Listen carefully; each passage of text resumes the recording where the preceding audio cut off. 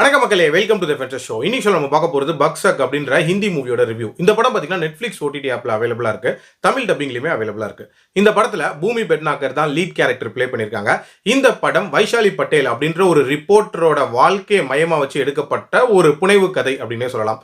இந்த படத்தோட ஸ்டார்டிங்லேயே பார்த்தீங்கன்னா ஒரு சிறுமிகள் காப்பகத்தை காட்டுவாங்க. அந்த காப்பகம் பயங்கர ஒரு டெரரான ஒரு காப்பகம் அப்படின்னே சொல்லலாம். அங்கே இருக்கக்கூடிய சின்ன பெண்களுக்கெல்லாம் பாலியல் வன்கொடுமைகள் அப்படின்றது தொடர்ச்சியாக நடந்துகிட்டே இருக்கு. சொல்லப்போனால் நிறைய பெரிய மனுஷங்களுக்கு இரையா அந்த குழந்தைகளை தராங்க அப்படின்ற மாதிரியான ஒரு விஷயம் போயிட்டு இருக்கு. இந்த விஷயத்தை பத்தி அந்த ஊரோட லோக்கல் ரிப்போர்ட்டரா இருக்கக்கூடிய வைஷாலி பட்டேலுக்கு ஒரு இன்ஃபர்மேஷன் வருது.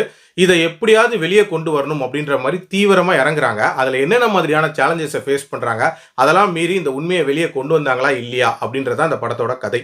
இந்த படத்தோட பாசிட்டிவ்ஸை பொறுத்த வரைக்கும் எனக்கு முக்கியமான பாசிட்டிவா படுறது அந்த வைஷாலி பட்டேலோட அந்த கேரக்டரை டிசைன் பண்ண விதம் அப்படின்னே சொல்லலாம். அவங்களுக்கு எல்லா இடங்கள்லையுமே ஒரு பிரச்சனை அப்படின்னு நிறைஞ்ச மாதிரியான ஒரு கேரக்டரா இருக்கும். பட் அது எல்லாத்தையுமே ரொம்ப நீட்டா ஹேண்டில் பண்ணக்கூடிய ஒரு நபரா அவங்கள காட்டியிருப்பாங்க. சொல்ல போனா அவங்களுக்கு கல்யாணம் ஆகி ஒரு 6 வருஷம் ஆயிருக்கும், பட் குழந்தை இல்லை அப்படின்ற மாதிரி இருக்கும். ஸோ அந்த ப்ரெஷரையுமே அவங்க ஃபேஸ் பண்ணிட்டு இருப்பாங்க. அதே மாதிரி ரொம்ப காம்ப்ளெக்ஸான ஒரு கேஸை கையில் எடுத்திருப்பாங்க. ஸோ ஏகப்பட்ட இடத்துல இருந்து மிரட்டல்கள் வரும். ஸோ இது எல்லாத்தையுமே தாண்டி அவங்க கோல் எப்படி அச்சீவ் பண்ணாங்க அப்படின்ற மாதிரி அந்த ஜேர்னியை நீட்டாக காட்டியிருப்பாங்க.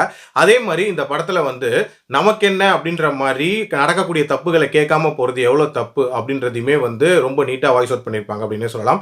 ஆல்சோ இந்த படத்தில் அந்த குழந்தைகள் காப்பகம் காட்டியிருப்பாங்கல்ல, அது எவ்வளோ டெரர் அப்படின்றத ஃபர்ஸ்ட் சீன்லேயே காட்டியிருப்பாங்க. இன்ஃபேக்ட் அந்த ஒரு சீனே பயங்கர டிஸ்டர்பிங்கான சீனாக இருக்கும்.